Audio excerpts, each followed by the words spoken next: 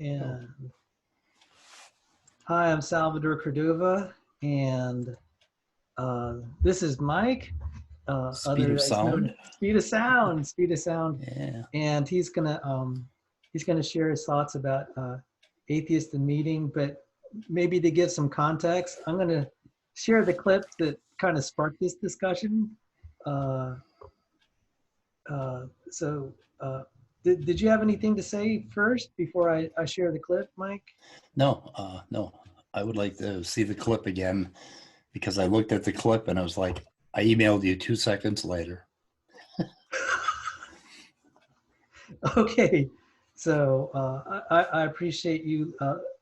By the way, this is like 2 a.m. in the morning, and I'm just like, wow, I didn't know he'd be watching. I was dead tired, but I just wanted. I didn't watch it live. I watched it the next day, and I emailed you right away. I think I may have watched part of it live, but not all of it. I think I fell asleep, or Standing for Truth kept talking and waking me up. So I don't know.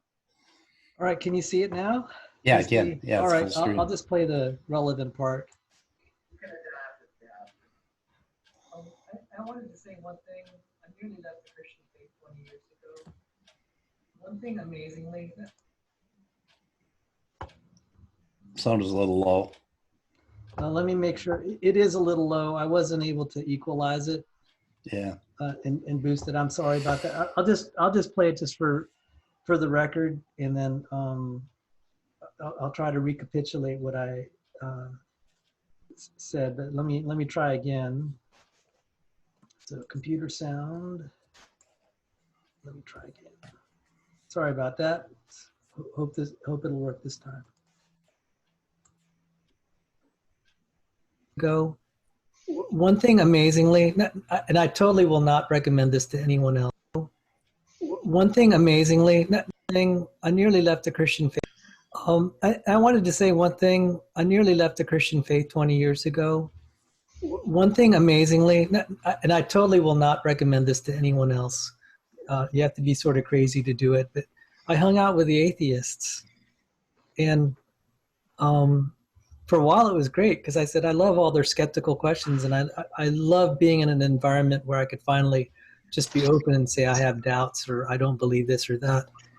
But they did a lot, Then I said the one question I would pose to them, I said, well, what do you live for? I mean, how does atheism make your life more meaningful? And that's when they would lock up. I'm just like, well, guys, I think I'm going to just go back to Christianity with what little mustard seed of faith I have. Because you have nothing. I mean, nothing personal, guys, but you have nothing to offer me. I mean, except some nice conversation and some skepticism, which I appreciate, but you can't give me eternal life. Where else will I go? Well, they have nothing eternal. Okay. So that's not, yeah. I hope you could hear it that time. That was really good that time. So I jumped right up and I emailed you right after that, and I said we have to talk because now something that may frustrate you in this conversation, and it did frustrate John Maddox, is that you may ask me a yes or no question and I may appear not to want to answer it. And you might think that I'm evading. He accused me of evading. And what's actually going on is that I think very, very differently. I get into trouble with other atheists on these conversations. And the reason that I don't answer a yes or no question sometimes is because it's like asking, when did you stop beating your wife? It's one of those questions. So the framing it as a yes or no question already violates what I believe. So anyway, if we run into that, I'll point it out. But I do think very differently about mind and consciousness and reality than a lot of atheists do. So I may not be that typical, but I don't know. I do not understand why a believer would have so much trouble understanding why an atheist would have meaning in his life. But maybe you can help me out a little bit and explain your side of that. Sure. I mean, I think first off, what's meaningful for me may not be meaningful for someone else. Right. So when I spoke, I said, I really meant it sincerely. I said, guys, no offense intended. You know, I really try not to ridicule people's personal, you know, I try not to ridicule their character. That's just, you know, I try to keep the conversation academic. So a lot of these people, it's like, well, I said, I appreciate you guys' skepticism, but it just doesn't work for me. Right. So I'm not there to try to ridicule them. Obviously, the other Christians understood where I was coming from. That's why they were laughing, because I think they sort of could relate to where I was. But I'm going to specifically cite. I had a atheist friend that I talked to, and he said, I went to Richard Dawkins' talk, and he said he asked Richard Dawkins. He told Richard Dawkins, he said, "I'm thinking about committing suicide. Can you give me a reason for living?" And so my friend came back to me and he said, "Well, Dawkins didn't give him any advice." I was actually curious to hear what Dawkins specifically said. This was during his God Delusion tour, his book, and there were some things that were articulated by him where he said you have to create your own meaning, and that was kind of the thing when I said these people locked up. That was the response I normally got. You have to create your own meaning. And so then I don't know whatever happened to this boy that he was just in college because I used to minister on the campus, and that I didn't know what to tell him except to say, don't kill yourself, because maybe someday you'll live and you'll be glad you lived because you found the answer why you had to live. Right. And that was, I mean, just as a friend, I wasn't trying to preach to him. I was just concerned.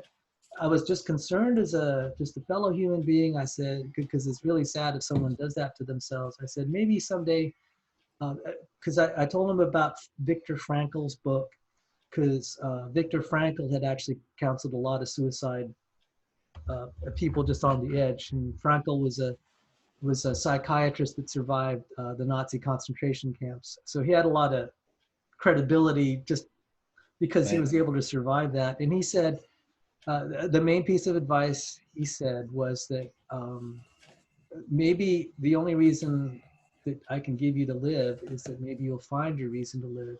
And he said all the patients came back later to him that survived and went through it. And they said, I'm really glad I didn't take my own life, because now I can see the meaning of my life. That's not exactly, that's not exactly, obviously that's not quite my position, but I said, that's a nice generic piece to give advice to anyone independent. Hold on a minute. Hold on a minute.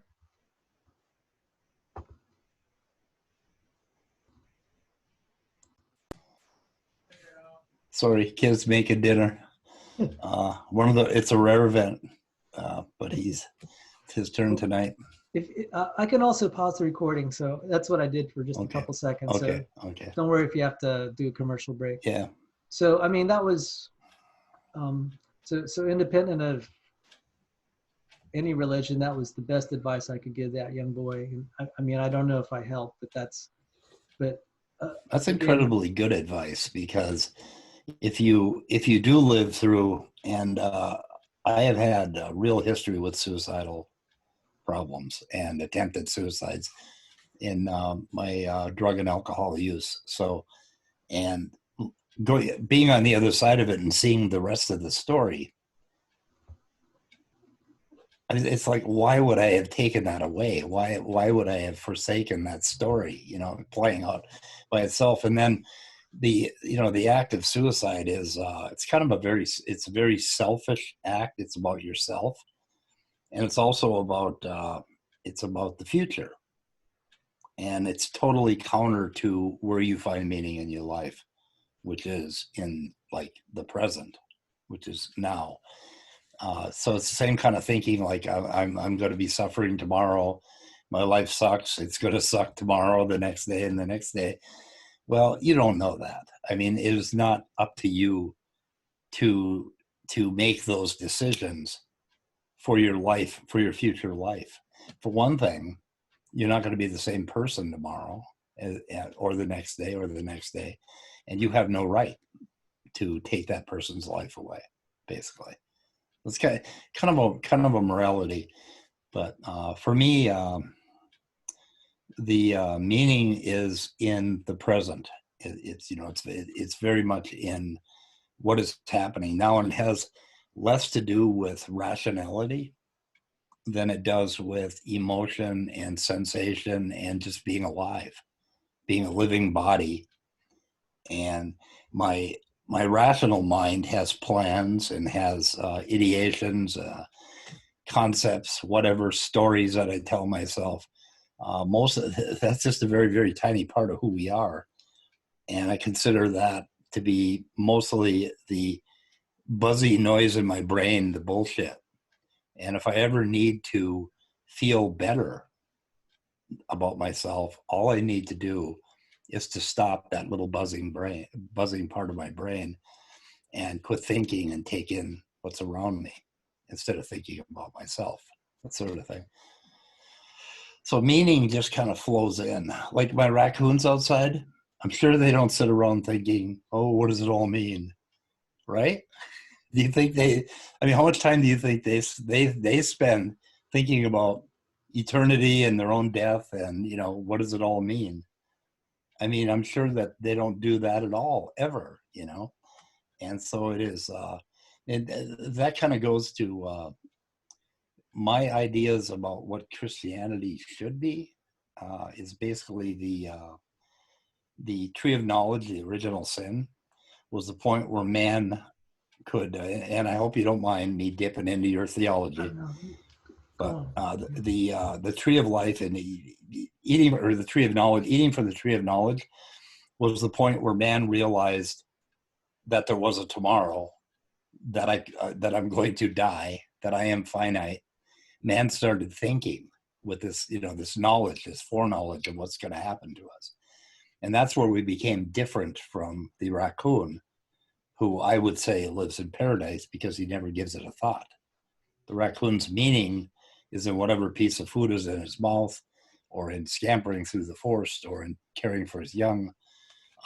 And we modern Western man has gotten so far into this rationalization that we make ourselves miserable. And we make ourselves, not only do we make ourselves miserable, but we come up with plans that often involve hurting other people. And none of that is necessary. So I don't understand why Christians can't, why they would laugh. I don't understand why they were laughing about an atheist and meaning, because I think any human being, meaning is just the low-hanging fruit, It's everywhere in our lives. It's in our children. It's in me and you talking and exchanging ideas. It's in the dinner I'm going to eat later. I'm going to go watch Anne with an E on Netflix after this, and I'm going to enjoy that. And in the morning, I'm going to get up and I'm going to study, and I'm going to study genetics or whatever I happen to be going on about. And there's meaning everywhere in that. And when I do use my mind to consider that stuff, I try to have rules for my mind about staying away from negative thoughts, evil thoughts, or whatever you call them, evil thoughts. I don't want to think bad thoughts. I want to think good thoughts about what I'm doing in my life and all of that. So if I do take my mind off the hook, the mind is a tool. Our rational mind is a tool that we use to predict the future, to go get dinner, to, have these conversations, to enrich our lives. When the tool becomes the problem, like this guy that wanted to commit suicide, obviously his mind had become a problem for him. The obvious solution is to shut that thing up, slap it down, and get back to life, because it's all around us, right? Does that make sense? I think I would agree that it really does help sometimes to shut out the bad. Yeah. If I could relate, I mean, this isn't, if I could relate something, I gave a message at church last year, not a sermon, but I was talking about creation evolution.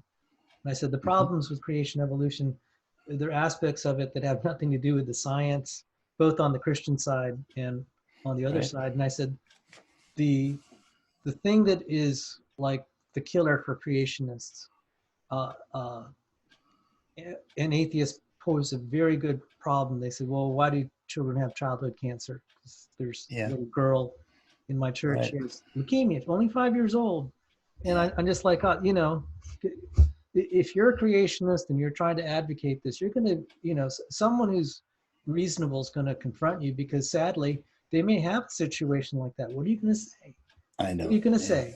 So, and I, later on that year, I said, I kind of kept it, I tried to avoid the topic, but I had to talk about it. My aunt was, her name's Connie Reyes. She was a social worker. It was a famous case in Wisconsin. She was brutally raped and murdered Yeah. because she'd separated a mother from her children, and some of the mother's not so nice hoodlum friends uh, took her out, Connie Reyes. So that was an unsolved murder case. I mean, that was really traumatic to our family. I said, man, there's really some gruesome things going on in this world. Yeah. And my mom and dad had survived World War II. My dad was a World War II hero. You know, when he was young, he was not afraid to die in battle and for the cause. But that murder disturbed him so bad. He was calling me one night. He said, "Sal, I'm lonely. Can you come home?" You know, because he's elderly at that point. And Yeah. it really rocked him. And so, what I talked about was, I said, guys, you know, we have to deal with this problem. And I related the case of a Dutch girl last year. She was allowed, her parents allowed her to euthanize herself Yeah. because she'd been raped. And did you hear about that case? No, Oh man, that was just, because she had been raped. she'd been raped and was traumatized. Wow. She was brutally raped as a young child, abused. Uh, I don't know how that, it didn't involve the parents, but she had suffered abuse. It was just traumatized her. She couldn't, you know, it wrecked her brain. Right. And I'm like, well, you know, I said, Christians, you know, you have to have a lot more compassion about people when they don't believe, because some really bad things happen in their life, and you got to tell them that God loves them. And just like, you know, this is really tough. So Yeah. why the people on Friday night may have been laughing? They can speak for themselves, so maybe it'd be good to ask them. Yeah. I could speak for myself, and I'm just kind of extrapolating why they may have laughed. There's a verse in the Bible, and because there are people in my church going through some really tough stuff. It's 2 Corinthians 4:17. This momentary light affliction is building for us a weight of glory, an eternal weight of glory far beyond comparison. 2 Corinthians 4:17. This momentary light affliction is building for us an eternal weight of glory far beyond all comparison. So the idea is that kind of the really awful things that are happening in our life, and this is a Christian theme, and I'm just amazed a lot of Christians don't use it because it's right there in the Bible. When we're trying to think why life had dealt us a bad hand, the idea is as bad as it is now, that's God will make it up to you in the next life. That if you could think how that, sorry, I break up a little bit when I talk about this. I mean, you know, because I've already had a relative that suffered horribly. She passed away because she was murdered. But I mean, if I had another relative that happened to, and they came up to me and said, "Uncle Sal, you know, I don't have anything to live for. Life really sucked, and God dealt me a bad hand." You know, what would I say? Because you know, and I said, I almost have no right to speak because I've lived a good life. It's just almost, it seems almost wrong for me to try to give advice to anyone. But I would just share that verse. I'd say, you know, however bad it is on this earth, the next life will make it make that suffering worthwhile. That's like, you know, every happy ending of a novel. I said the artists totally understand this, that uh, happy endings are defined by some of the tragedies in the early chapters. And, you know, that's probably what the other guys understood, is they're trying to make sense of just kind of the bad things in their life that happen to them, or even self-inflicted wounds. And it gives them a lot of hope that God will make it up to them someday. Yeah, that's kind of that's why Christianity makes so much sense. Having sprung from the place it sprung, basically. It was a pretty tough time. It was a pretty tough life. And I don't, you know, an atheist isn't going to have anything to offer that person other than that, or an atheist Buddhist would say that basically there's the moment that you're being murdered, you know, which is pretty, like if I die of coronavirus, I'm probably going to die in a hospital alone without my sons and daughter, and horrible pain, you know, not being able to breathe, that sort of thing. That's kind of how we check out. And those moments basically are also part of my life, and a part of my life that I would want to go through gracefully. And then when I'm gone, then I join with all of the rest of the universe. And that is, I mean, it's not a part of me that's going to get to go on and have cotton candy and, you know, go on carnival rides to make up for the bad experience I had while I was dying. That isn't going to happen. But it would be selfish of me to require that. So I am happy knowing that while I am here suffering, there are people that aren't suffering, and life will go on, you know, for some 4 billion years anyway. And it'll be, that is enough for me. I don't need a guarantee of eternity to make up for the bad experiences I've had. Like, one thing that's interesting is, I grew up on a farm, and when I was 2 years old, my 14-year-old brother got in the car to drive us, me and my sister and 2 brothers, to the store, to Niminix in northern Minnesota, to get beer for my father. And he bought ice cream for us. And this was on the 3rd of July when I was 2 years old. He bought ice cream for us, and my sister and brother were blowing the ice cream out the window. And my brother had this 49 Ford that he had just polished. And he looked backwards, and he went over a bank about 20, 30 feet high, and the car rolled down, and I flew out the window, and my 9-year-old brother got pinned under the car and killed. And this changed our family forever. It devastated us. I had black eyes and broken hips, and because I flew like 40 feet and landed in a swamp. But the whole thing affected my entire family. My mom and dad. My dad went full on into alcoholism after this. My mom, I have memories of her sitting in a chair with black eyes. That's how I perceived her, because she was hospitalized for depression. She wasn't even in the accident. So, I mean, this really affected us. This was a tragedy. Yeah. And then I grew up and in this family dynamic that I think made me the intellectual that I am today. Because that brother that died, I was sort of I became the focus of my family. I was the youngest, and they gave me a lot of attention, and they gave me I think it built who I am today. So I'm a part of that death of my brother. And we, you know, and every 3rd of July, we'd all say, Charlie's been dead so many years, you know. It was Charles Jr. that died, and it had an effect on us. But then I grew up on a farm where they butchered and they killed cows, and I saw thousands of animals die, and pigs, and I saw dogs die, and I've killed dogs. You know, we grew up in a kind of a culture where you put your own dog down. You don't, you know, pull this bullshit of putting them to sleep. It's like, no, you're not putting him to sleep. You're taking a life.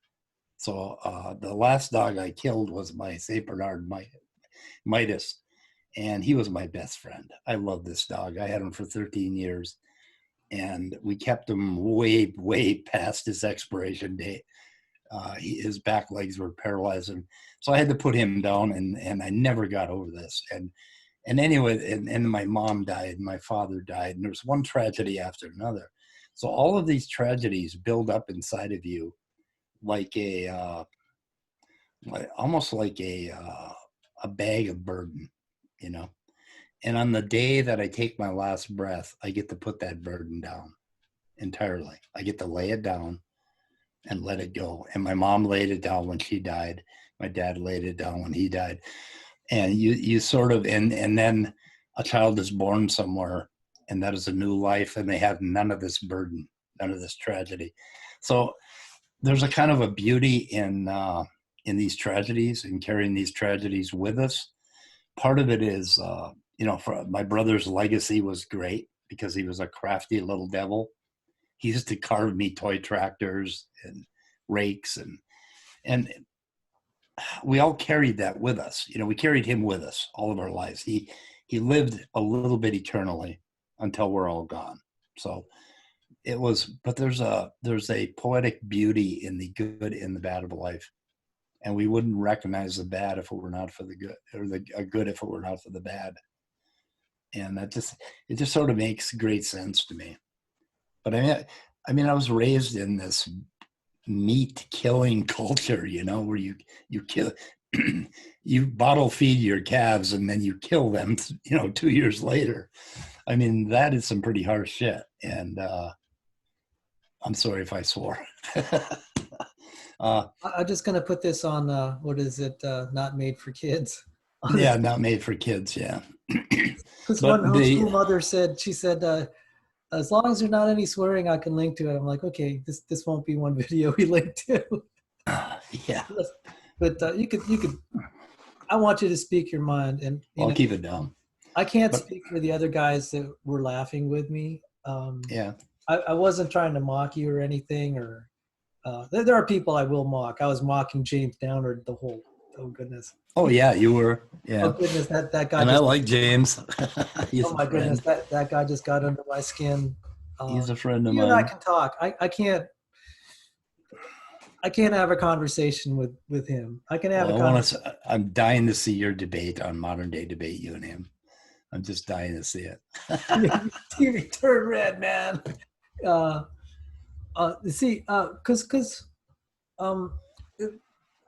I was sincere when I said one reason I came back to Christianity was talking to atheists. I really liked hanging out with them. I mean, just the fact that you and I are talking, that kind of it tells you I'm used to relating to. I like their skepticism. I like the fact that they all ask questions that are forbidden in church by an unspoken rule. Right. And sometimes I got lousy answers, and I said, it's kind of refreshing to hang out with people. Just tell it like it is. It's like your pastor wasn't giving you good answers. And it's like, yeah, I know that. That's why I'm here. Yeah. And there's aspects of the church culture I just couldn't deal with. And I wanted to say, if you wanted to make an atheist factory, let it be some of these evangelical churches. I said, you guys are making so many atheist kids.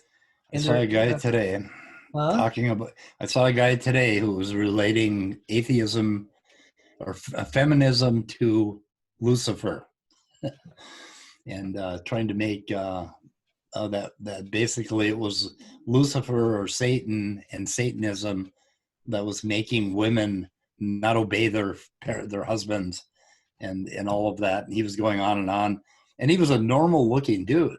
And I'm like, oh my God, you're the reason that I fight against Christianity. He is the reason. He was telling every little girl that she should be a good little cook and stay home and be obedient to her wife beating whoever he is and not question it. Okay, I'm not a feminist. I fight feminists, but let me tell you a story. Okay. My pastor got kicked out of church. Praise God for the congregation. They kicked him out of church because he got caught beating his wife and kids. Yeah. He was out of there. So well, that's good. Yeah. I'm glad the wife finally called the police and they intervened and they got that guy. I said,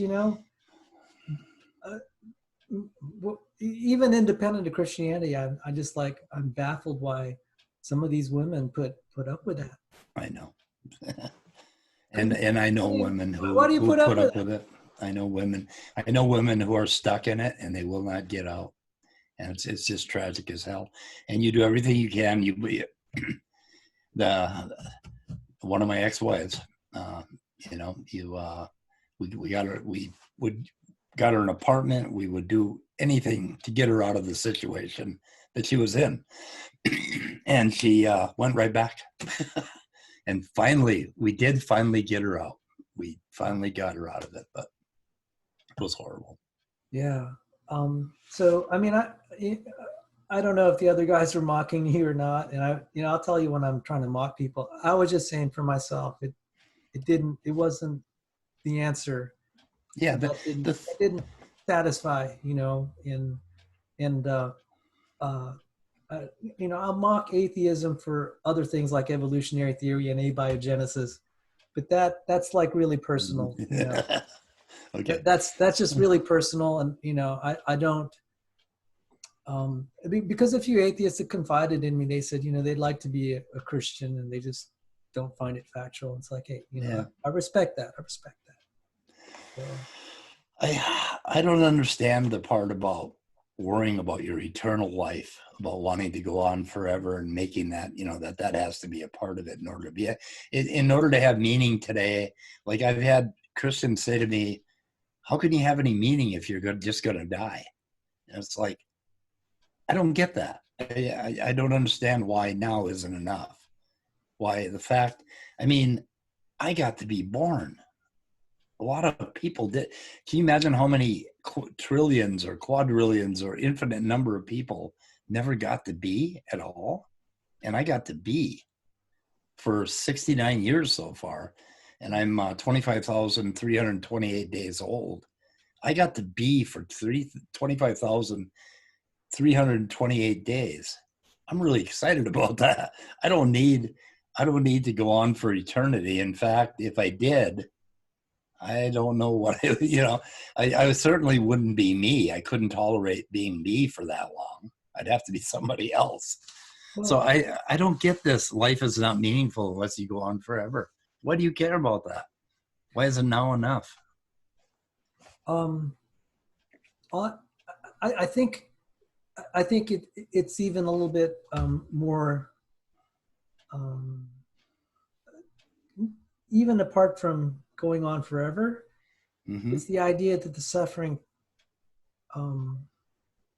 it's not in vain. It's not like, life is just hard and then you die, because there's a certain aesthetic appeal that it had reason for a higher cause. Like it's just kind of like when someone sacrifices themselves to help their fellow man.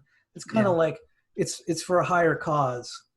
And what happened to me was I was reading Bertrand Russell. He's one of my favorite atheists, by the way. Okay. One of my favorite. I've read a few of his books. Yeah.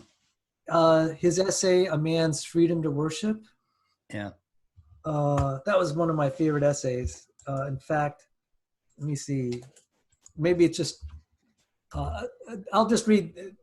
I'm going to try to answer just for myself. I'm not speaking for anyone else. This is just for me. Man's freedom to worship. It's available on the net. But this is what, when I said that this is, when I was hanging out with the atheists, and I both literally and then also kind of figuratively asked, what's there for me? And I'm going to actually, ironically, reason and meaning. This one is in the from the website Reason and Meaning. Let me see. Nope. A Free Man's Worship. So this is just a clip from a larger essay. I'm putting it in the chat. I mean, it's a big essay, but this is just, he said, This is just a clip from it.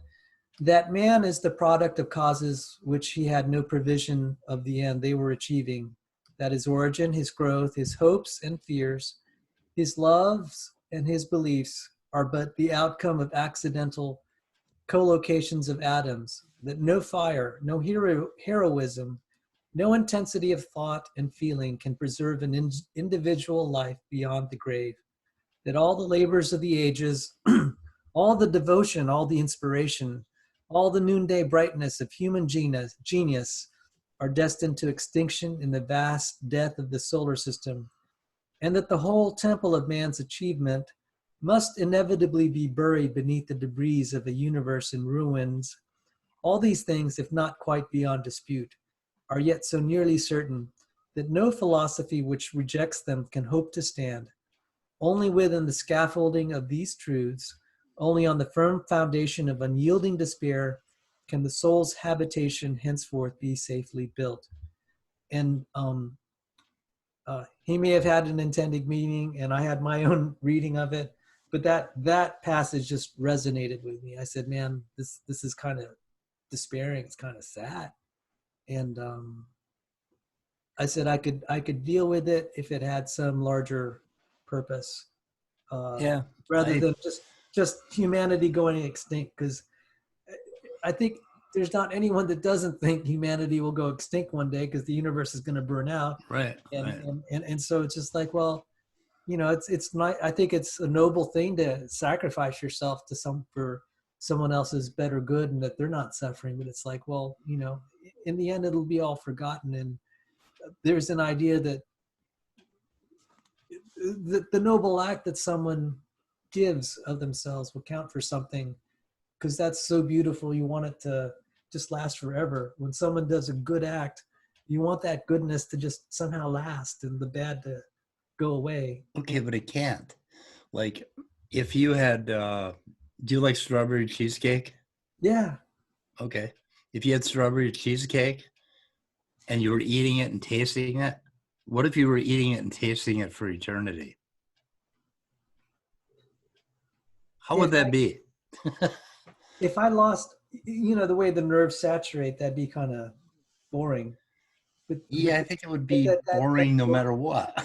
but the idea that if that joy could be sustained forever, that would be.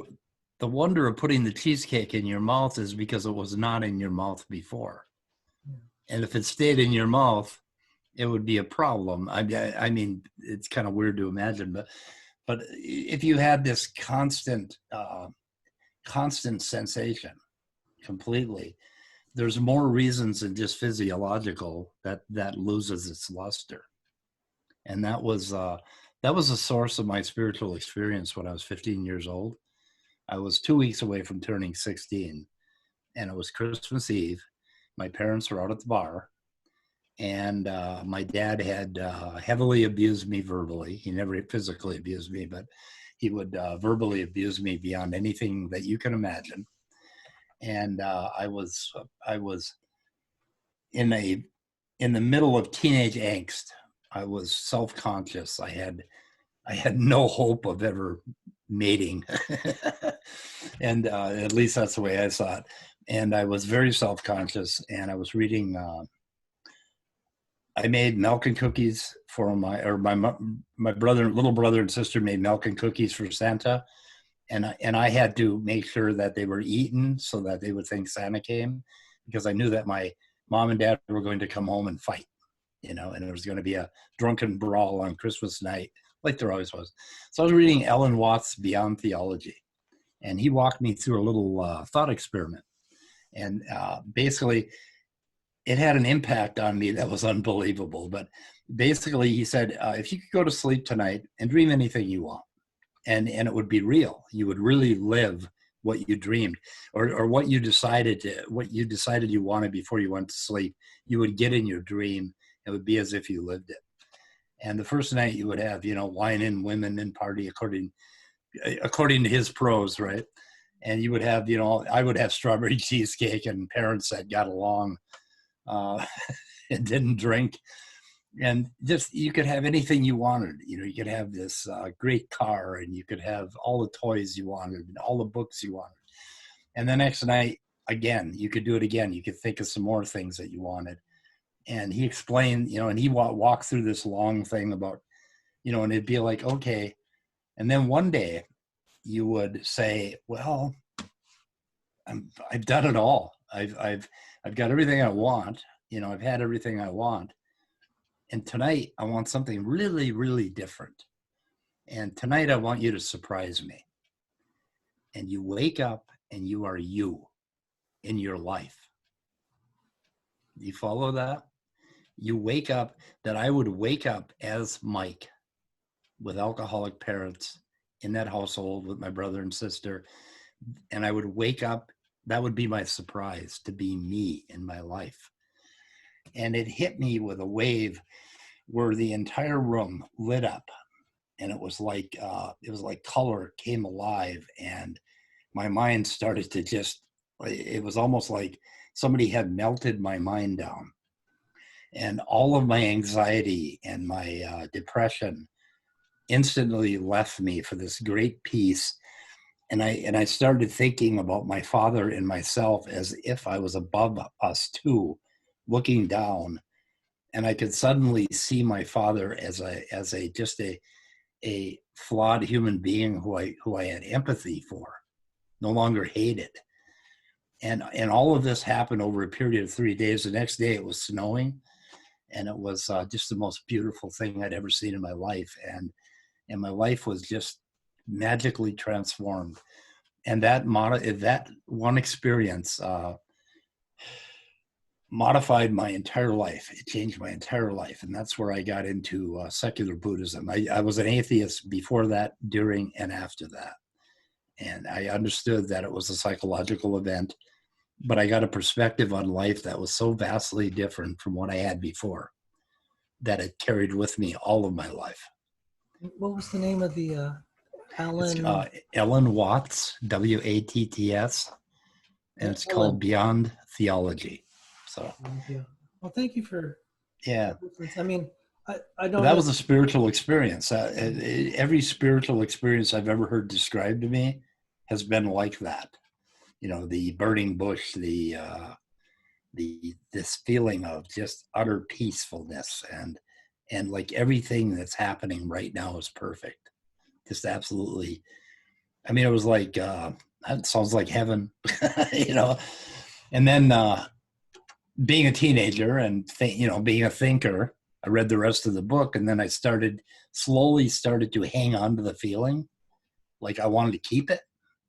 And as soon as I tried to keep it, it left me.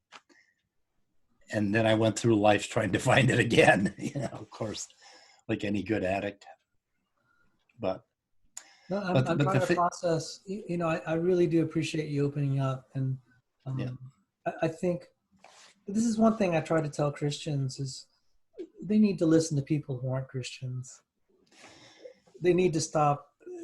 They need to see people for what they are, not how they think that they are or how they're wired. And because I said, so even if I don't understand everything you're describing, I'm glad to hear it. And but Ellen Watts had message.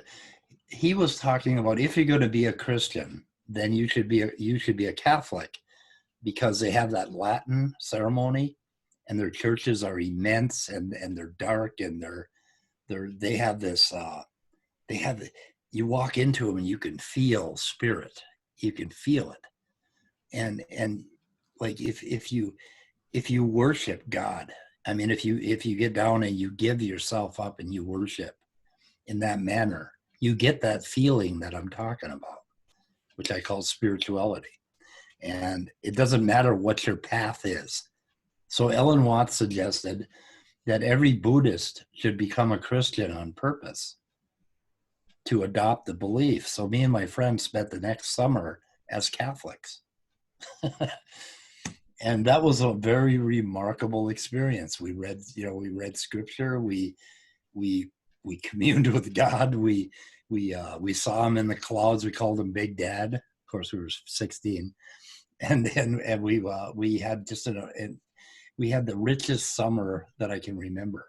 I mean, it was like walking on a warm summer evening in, you know, in the middle of the woods in northern Minnesota on a country road with the stars, and we felt God all around us. I mean, it was an incredible experience. And then in September, we cast off the Christian cloak and went back to where we were.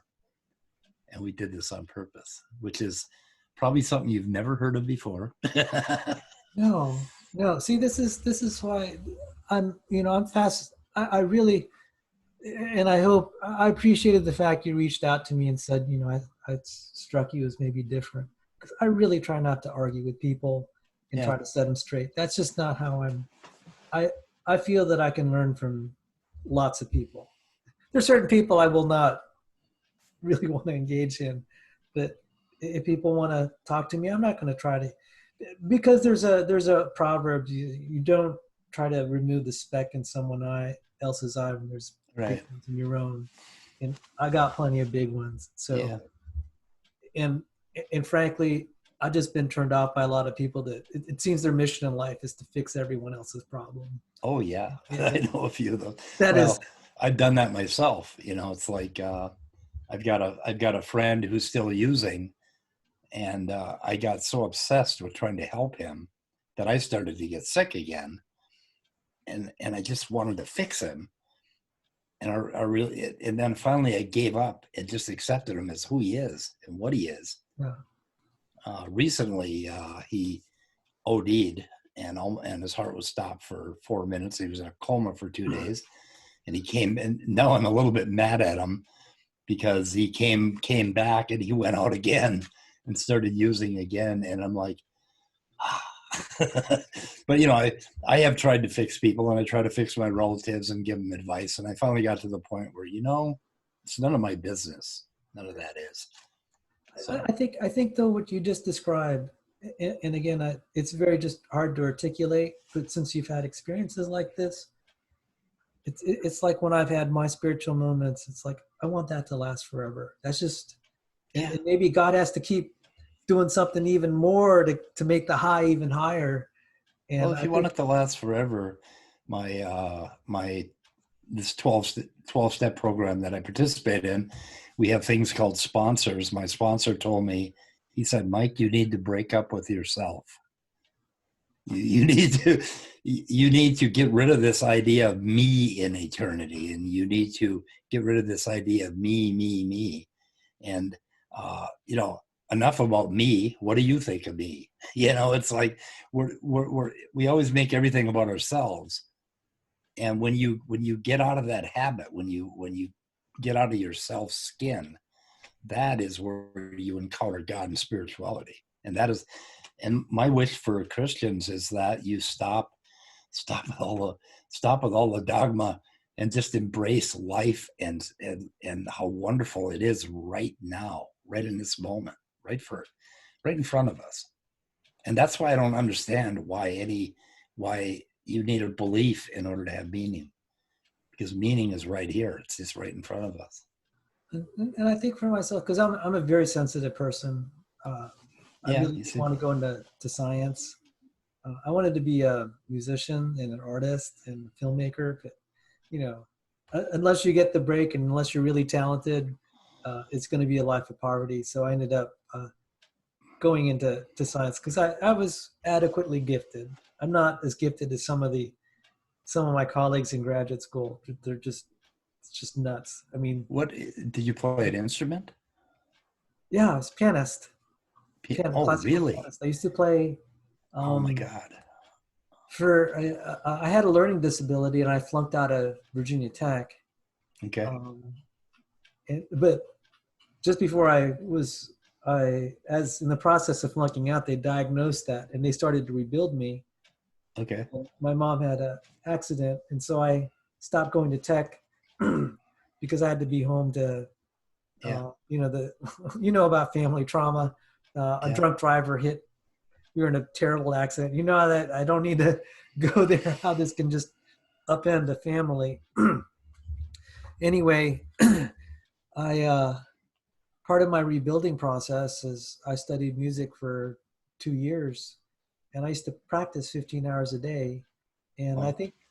I think Dad let it go before he said something, because it was just nice to see the son not, you know, uh, getting involved in really bad things. Because he said it was kind of nice to see my self-esteem kind of build, and that I could actually do something where I could start to feel a little bit better about myself. Because it's you know, I felt kind of like uh, not so happy about where I was. But then I played music, and I just love music, and I was wired that way.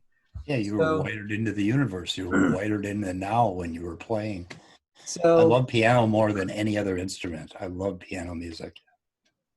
yeah, I played the Romantic era classical music, Chopin and Liszt. I can play a little Rachmaninoff. I can't play his concertos, but they're just beautiful. I could listen to them almost every other I, day, and even after 50 years, 57 years of listening to them, I could listen to them again every now and then, and I just as beautiful. there was So an almost famous rock band in the 60s and 70s called Quicksilver Messenger Service. And somebody on there could really play the piano. And they did it, you know, in rock albums, and really incredible stuff. And I really appreciated that. But I love it in any form, no matter what it's doing. I love the piano. So wow. Well, how this related to your question, you know, why not the now? It's the now feels like to me when I look at the world, there's some things that are really beautiful and some things that are just like really wrong notes. So this is like going to a concert and you're just hearing all these, you know, someone's trying to play a beautiful piece and it's just being butchered. It's like, you know, there's supposed to, there's a design that was intended and it's not quite there. And this obviously resonates with Christian theology, that we're intelligently designed. The world's intelligently designed, but it's cursed, simultaneously cursed.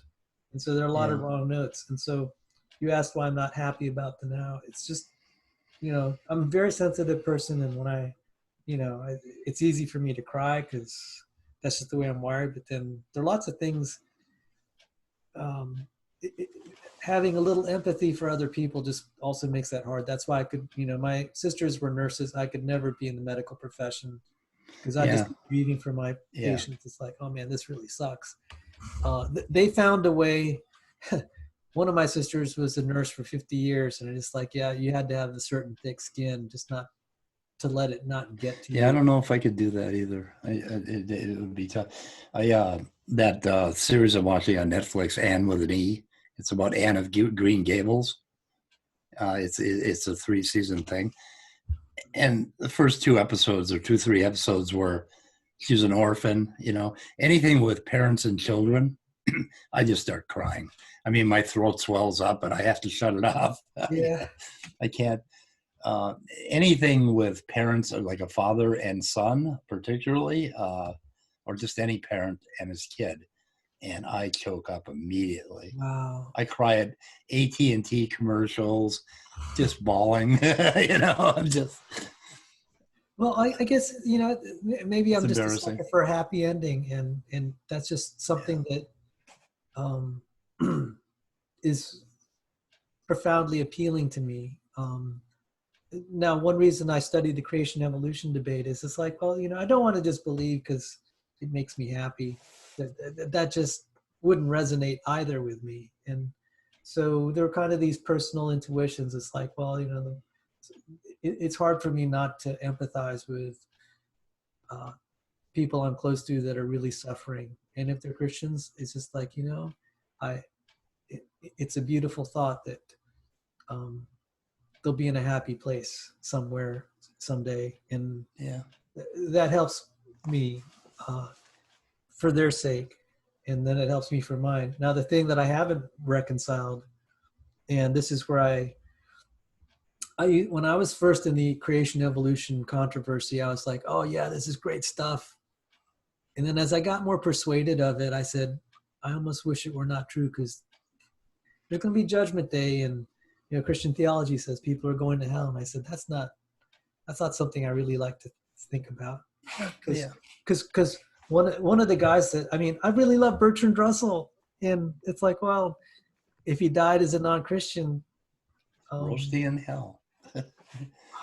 And I don't know. I'd find a bright there's a guy who spot helped in me to that. the Christian faith, Robert Jastrow. When I found out he died, I practically wept.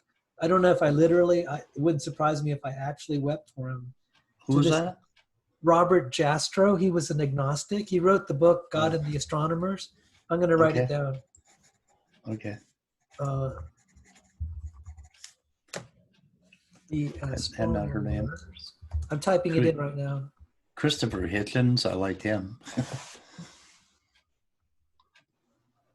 Okay.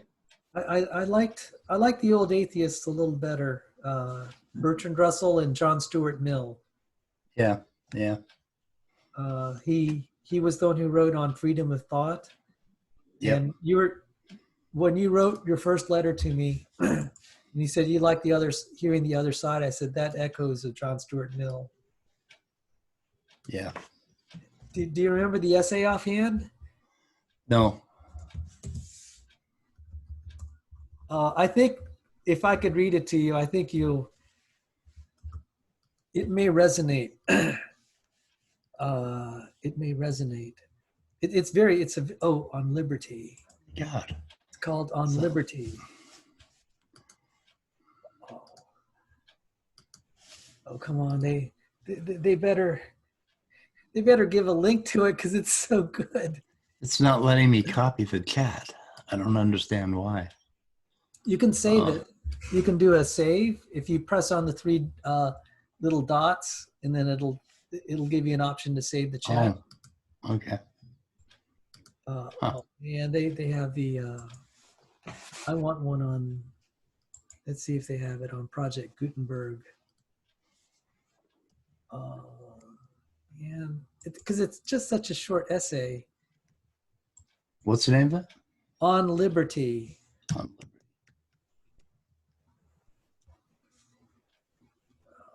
Anything that sounds like politics, I wouldn't have read. I know.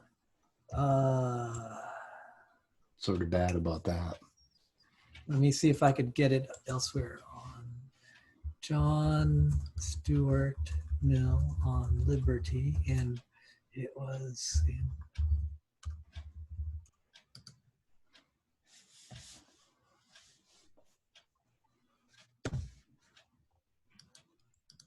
You know, they have all these commentaries. I'm just trying to find the actual. I know. You're trying to find the original. Like, come on, guys. The way it was written is better just as, utilitarianism. I think I got it. I think I found it. Yeah, I found it. Yes. It is necessary to consider separately these two hypotheses, each of which has a distinct branch of argument corresponding with it. We can never be sure that the opinion we are endeavoring to stifle is a false opinion. And if we were sure, stifling it would be an evil still. The opinion which is attempted to suppress by authority may possibly be true. Those who desire to suppress it, of course, deny its truth, but they are not infallible. They have no authority to decide the question for all mankind and exclude every other person from the means of judging. To refuse a hearing to an opinion because they are sure that it is false is to assume that their certainty is the same thing as absolute certainty. All silencing of discussion is an assumption of infallibility. Its condemnation may be allowed to rest on this common argument, not the worse for being common. Well, anyway, that's cool. He was talking about the importance of having thought and discussion and allowing the other side to be heard. So this is more about, this was a discussion on the freedom of the press, but it actually just, it's someone's own personal life. It's really good to hear the other side. Yeah. And in your first letter to me, I said, I wonder if he read that essay, because it sounded so much, you said it helps clarify your thinking or something. You worded it very well, eloquently, just like this great philosopher. Okay. So. Yeah. Yeah, I don't know. can't think of what else I was going to comment on.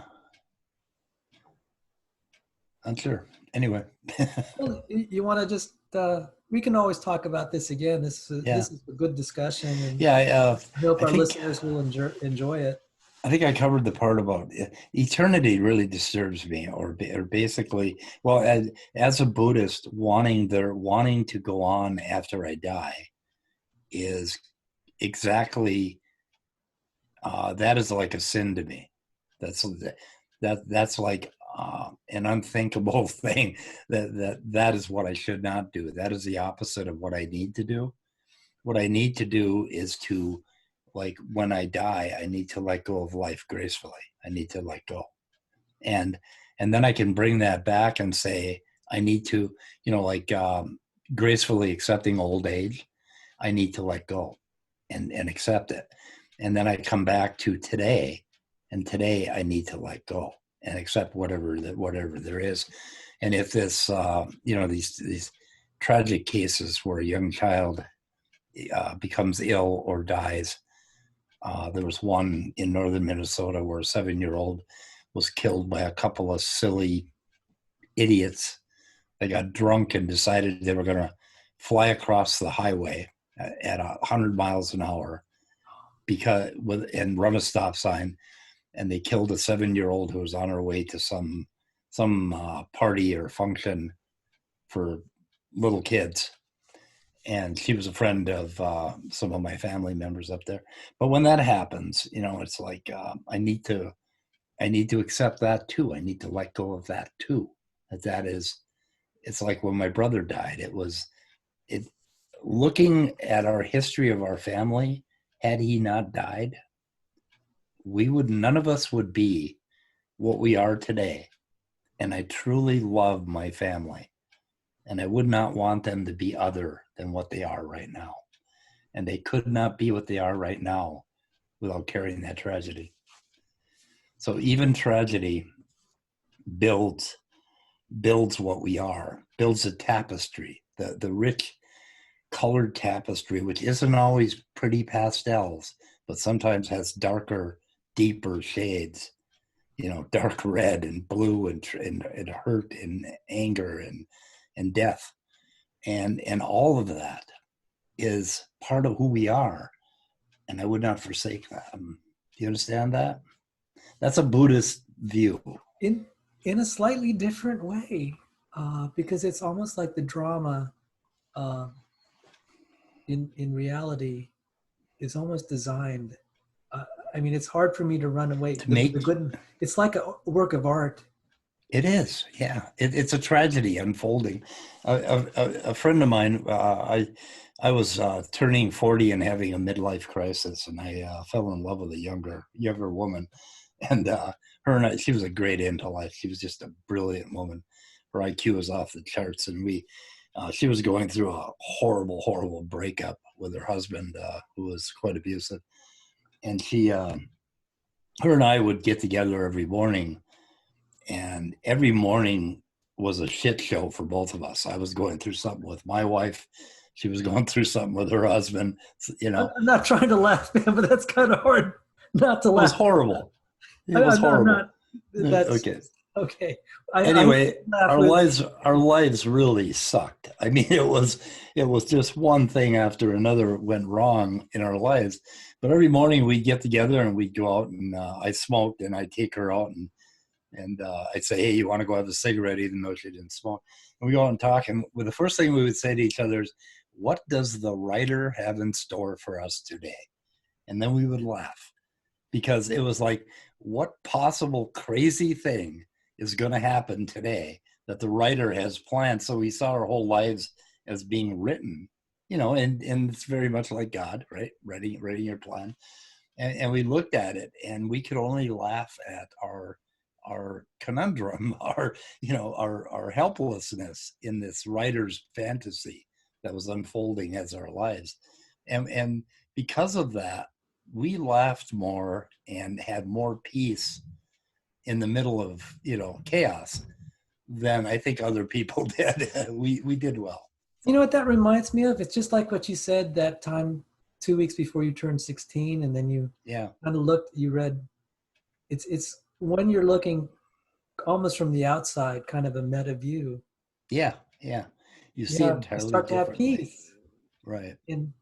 And that's, this is, I'm not going to get into the technical side of intelligent design, but this is kind of like when you see that this drama, it's so compelling with all its tragedy and joy. It doesn't look like an accident. I mean, it's just, it's beautiful. It's beautiful in a way. It's like, I couldn't do this. I couldn't write a script this beautiful.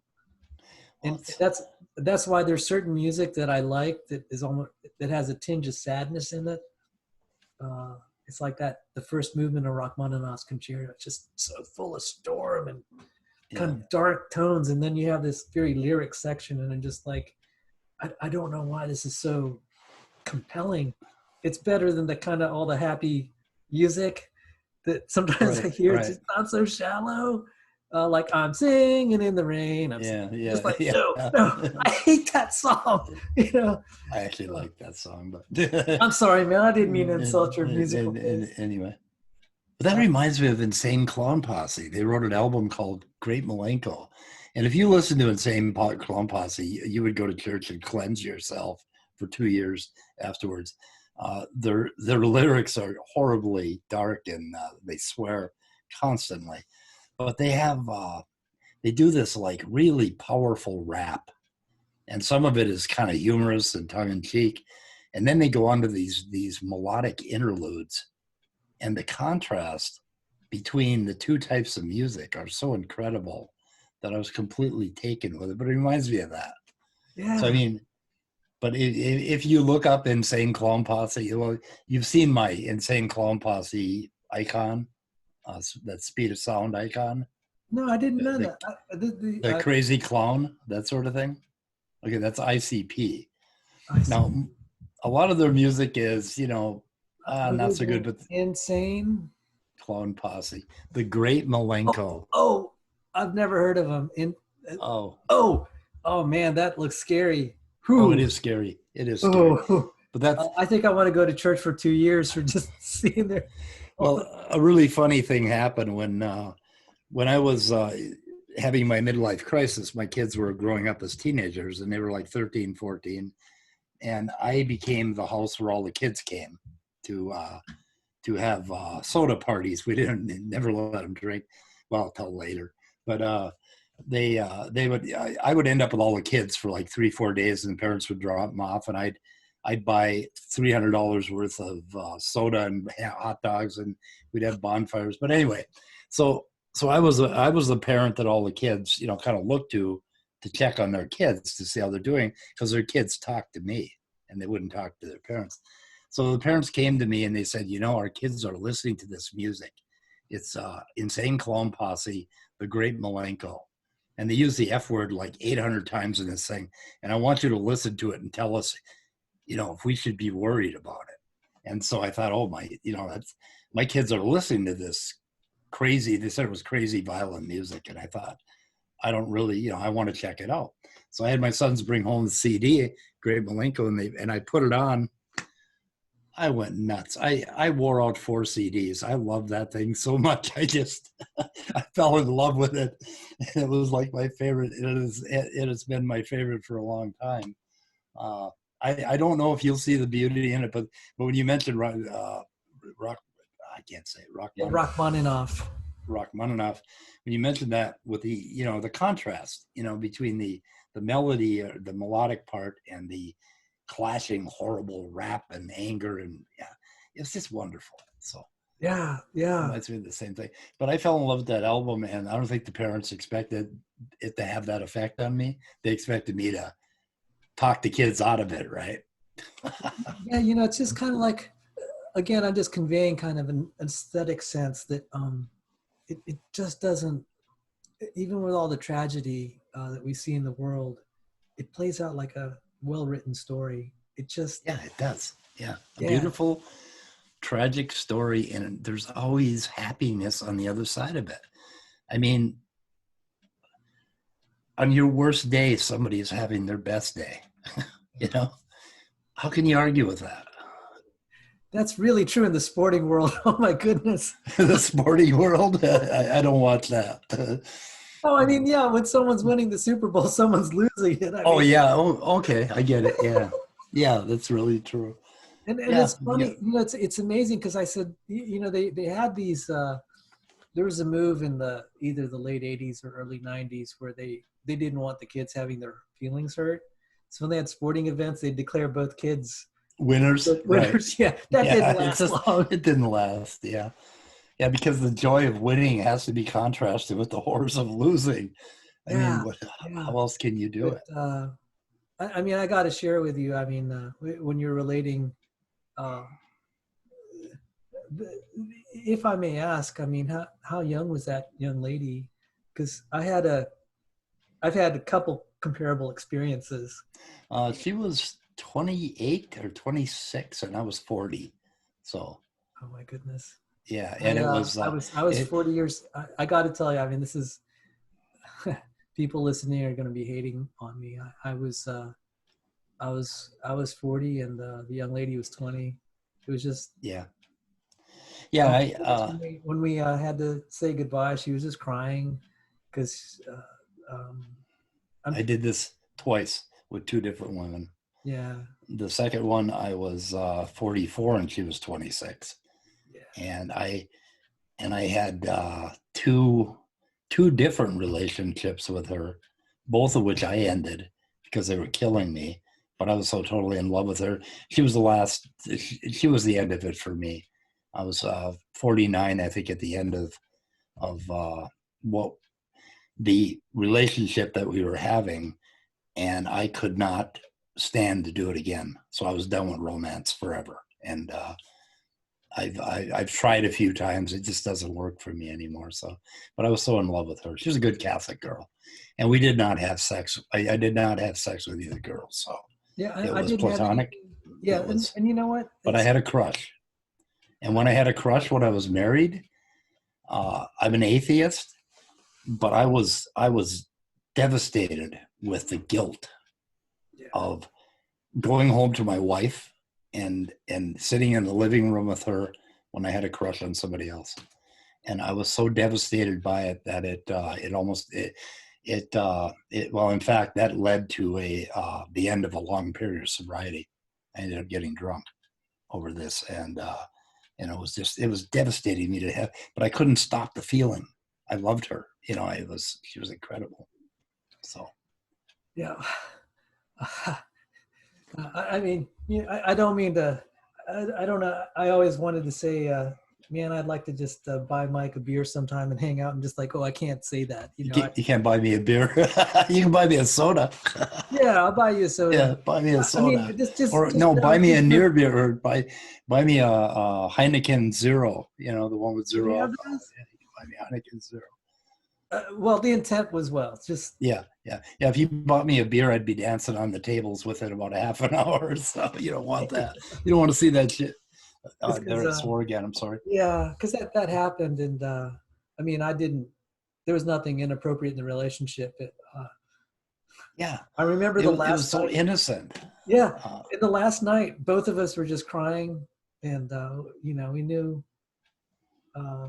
I can't go into too many details in case she's listening in. Yeah. She'll know who she is. And I'm sure I don't want to embarrass her or her husband or whatever. Yeah. Because, I mean, that's why I also wanted to say nothing ever happened that was inappropriate that any of us would regret. But there was some magic there. So yeah, magic. It was tough to walk away from. But, I was 40 and she was 20. It's just. Yeah. And I was a wreck of a person, and I sometimes still feel I am. And yeah, and looking back on both of those relationships, had we gotten together, had it worked out the way I so wanted it to work out, it would have been horrible. Yeah. It would have been, I was not ready to take care of either one of them. I was not I was not a good man for them.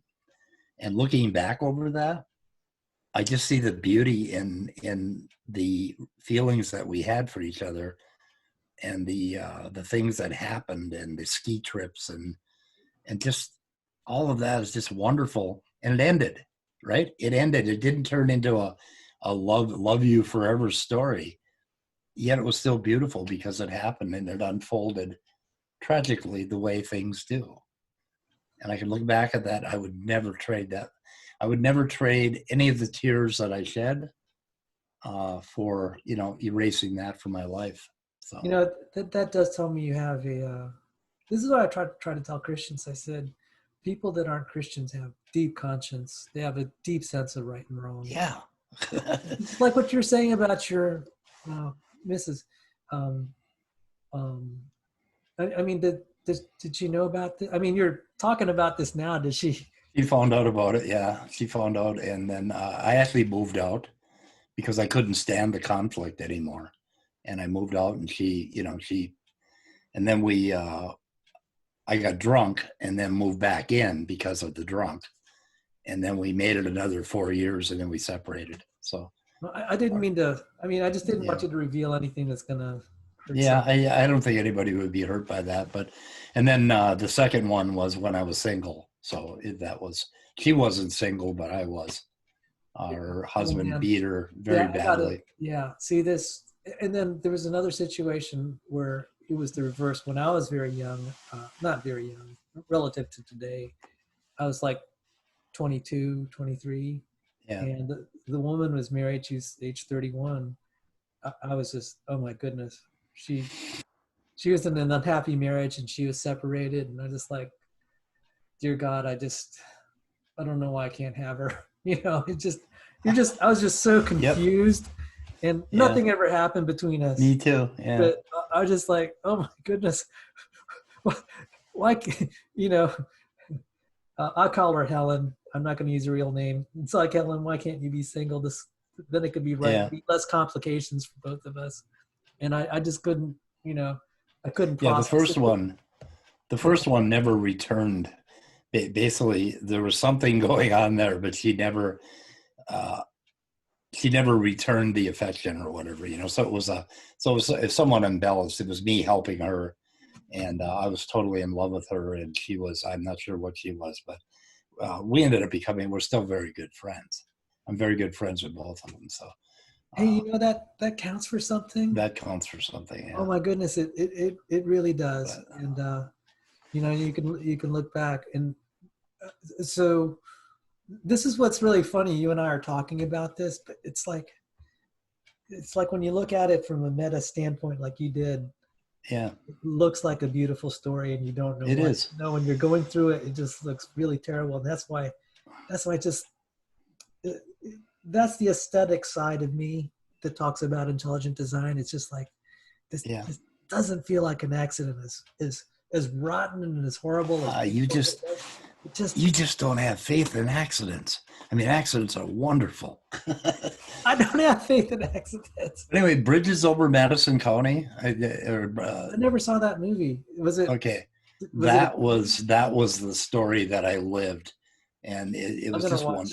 It wasn't exactly, but there were elements of it, this love that did not happen, and it's just such an incredible thing to have gone through twice, 3 times, actually, 2 times with the same girl, Well, we can always chat again. I'd like to end on a good note here, and we can talk about other things. I'm going to post this with your permission. I think it's beautiful.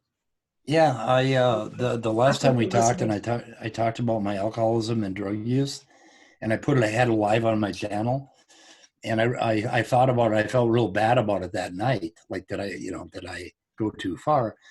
And then the next morning when I woke up, I wrote a little thing on it, and I also put a link to your channel in it. But I wrote a little thing that this is the tragedy of my life and my drug use and my alcohol use. I owe the world to be transparent about it and to get it out there so other people see that story, with the hope that there's a young'un out there somewhere that will not go through what I went through to get where I am today. So anyway. Well, thank you, man. See, that's selfless. Okay. It's like, you may let you expose yourself to ridicule, but there'll be someone out there.